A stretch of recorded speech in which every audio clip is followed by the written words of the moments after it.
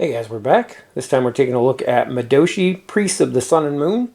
This is from DPH Games and a local game designer, and I've been following this one for a long time, since the a very early prototype of it. I think we even talked about it on the podcast a few years back, so it's been a long time in the making, and the final version of this finally came out, and I'm really excited to see it.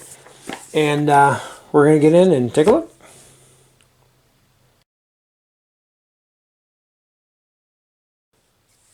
First neat thing on here is this magnetic clasp on the box, so it's not a normal lip lid. It's a flip lid. Has a list of all the different DPH games there on the top. And then here it actually comes with these bags, which I like.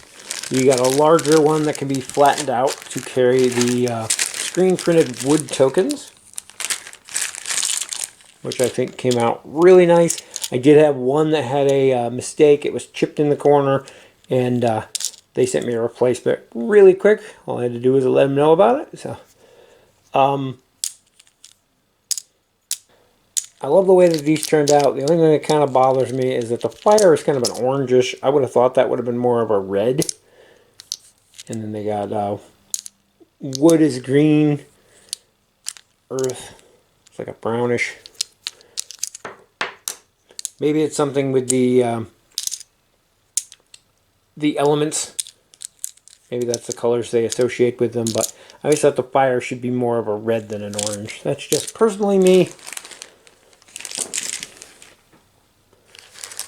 Next thing we have are the cards, and again, these come with a bag to put them in. First off, you have your 2 player tokens, which is the sun and the moon. You're going to sit opposite sides of the table of each other, and these are going to represent what way you look at the Yokai cards in order to capture them. The true rules summary cards. And these kind of show you how to do the various actions over the course of your turn. So next thing we have are the different yokai that you're going to be trying to capture. And these are in levels of difficulty. There's level 3s. There's level 2s. Sorry for the glare on the sleeves. And then there's level 1s. And on each of these at the bottom here, you have a position. So if you're playing as the sun, you're going to be looking at it from this, trying to find a pattern in the chips here. If you're playing as the moon, you're going to be looking for this pattern here. So it's going to vary depending on which side of the table you're sitting on. And then if you can make it in the proper element in the middle here, you get bonus points, which I'll go over when we get to that. This next part was actually an expansion pack, and I'll go over that at the end. In the bottom here we have our board. Kind of weird that it folds that way. I always assume most games fold the opposite way, but it's not too bad. The one thing I did notice, the original prototypes of these, the lines actually went, and you place the tokens actually on the crosses. In the final version here, it's a grid, and you place them in the middle. So that took me some getting used to, but there we have our player board. And then the last thing in our box is the instructions. The instructions are super simple. It's literally 4 pages. I think one of these is dedicated to 1 player rules, so you have some examples on that page alone. So here's your definitions of terms, how to win, there's the solitaire game, and then literally these 2 pages are your entire instructions. Not bad. Lots of images to show you what you need. I think they do a good job of defining everything you need to know. I can't really say too much about that because I was familiar with the game and I already kind of knew how to play. So I didn't learn to play by reading these rules. So you'll have to judge that one on your own. As for the game itself, we're going to set it up here real quick and show you quickly how it's played. This is a quick look at what everything looks like set up. And the way that you play the game is that you start out, say we're going to go with the moon player here first. You're going to look at these different available yokai out here. You have your level 1s, level 2s, and level 3s. From this perspective, so you're going to be looking at the moon side here, which is probably hard to see on camera. But you're trying to match up any like symbols that match this pattern. They don't have to be, if you notice, this is the cards here have a 3x3 grid, so we're trying to match this. Or the board is a 5x5 grid. So it doesn't have to be exact like that, it just has to be in an area. So if you take an area that's 3x3, let's see if we can actually find this one out here real quick, just to see. Alright, I see how we can set this one up. Not in element though. So you notice on the bottom here we have a wind element. If we wanted to set this up in the wind element, we would get extra. We would get 2 points for this instead of 1. But we can match this by making our one move real easy here and out of element. So the way this works is you look at your board. On your turn, you can swap places of any 2 normal element tokens that are out there. So just for the sake of this example, I even see you might be able to do some better matches, but just for the sake of this example, we're going to say we're going to swap this fire here with that wind. We switch the 2 places, and now you can see we have fire, fire, and fire.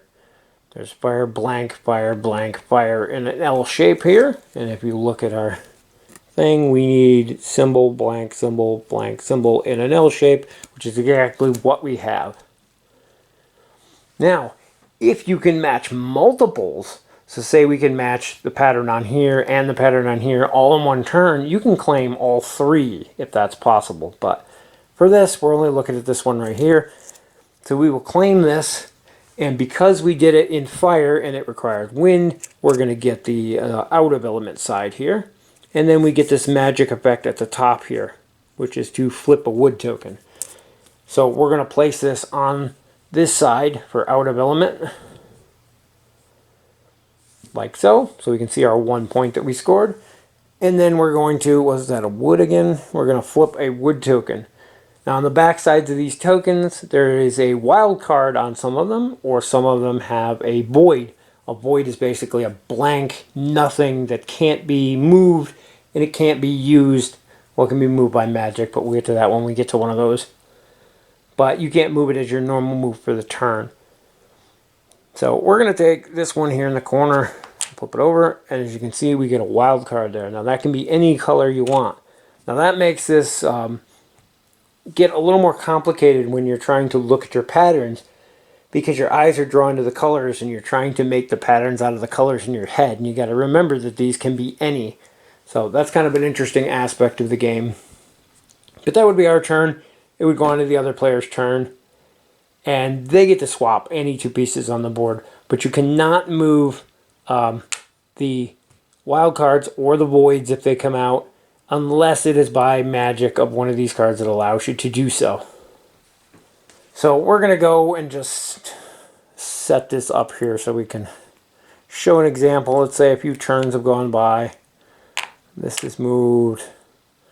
Oh, we'll put this like so. Like there.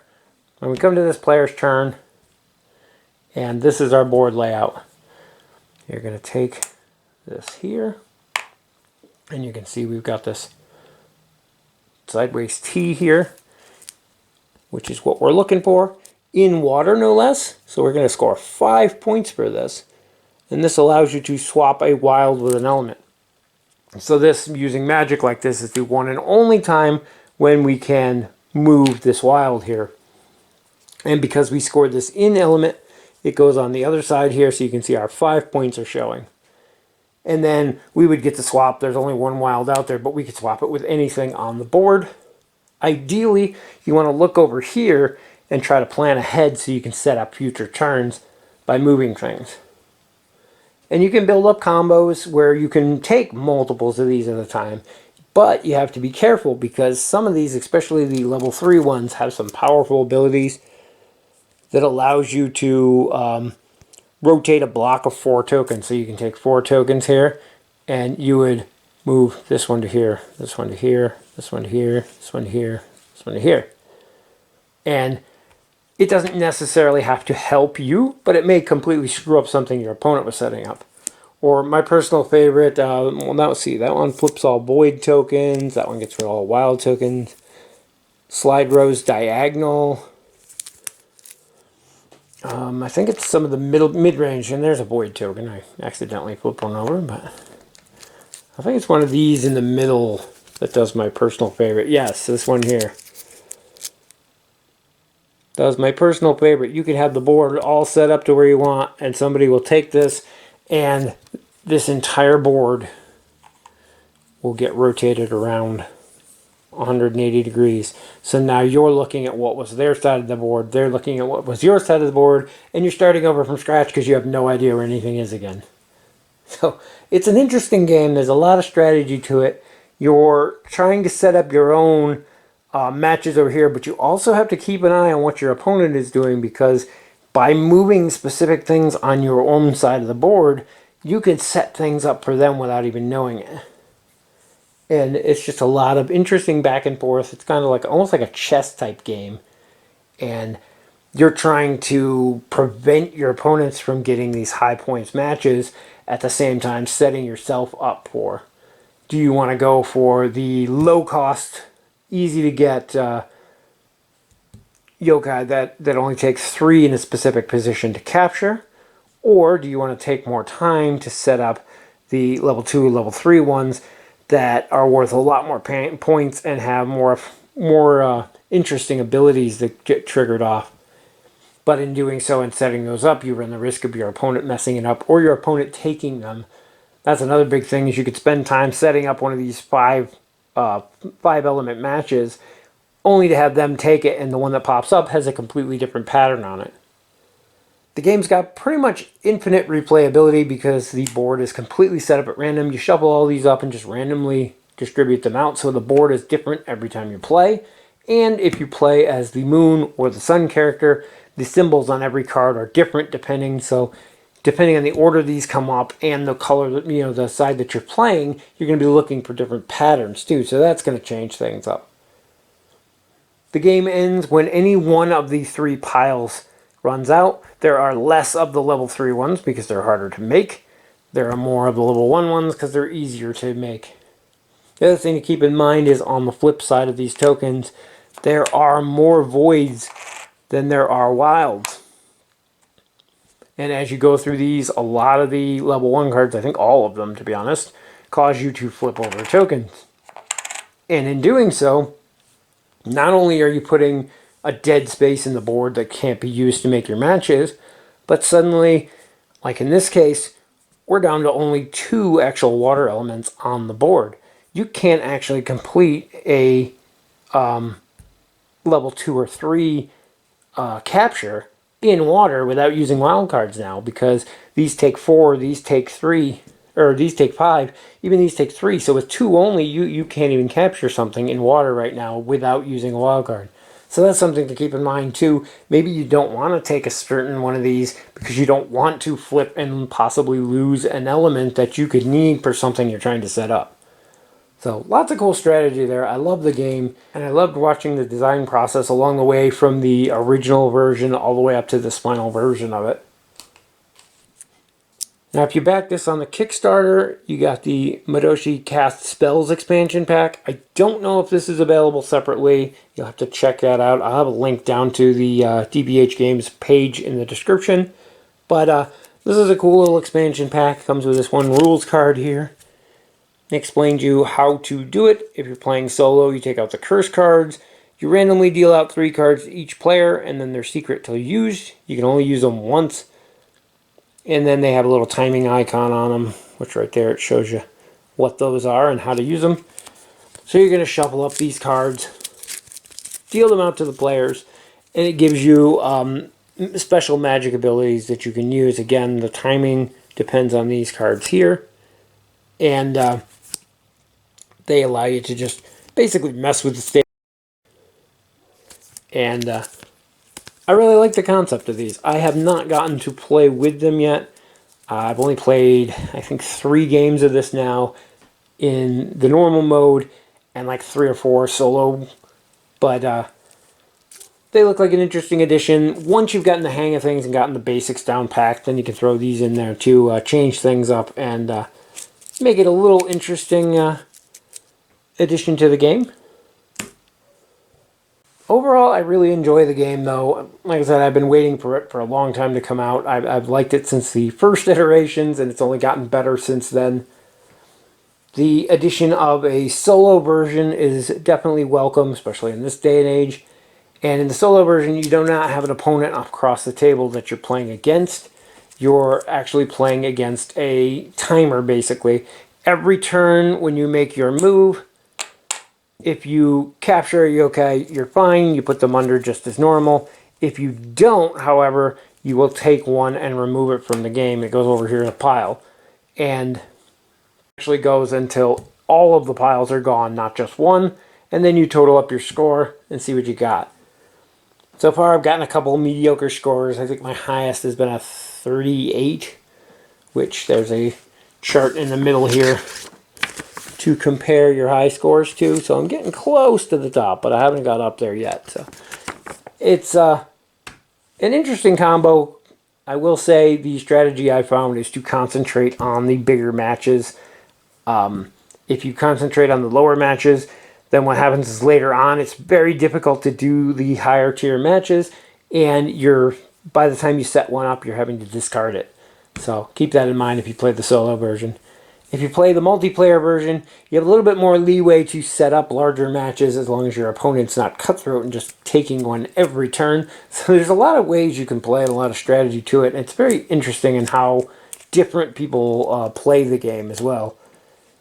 I find very aggressive players will literally make any match as long as they can make a match and take one every turn, which works well, but a lot of times you're taking them out of suit and you're getting the lesser points costs. Where if you can take the time and set up the bigger match, you can get the higher points cost, and it may even out in the end. So it's interesting give and take on that, and I really like the entire concept of the game. That is going to wrap it up for our look at Madoshi, Priests of the Sun and Moon from DBH Games. Again, if it looks like something you'd be interested in, I will have a link down in the description, and you can check it out. As always, thank you guys for watching, and we'll see you in the next video.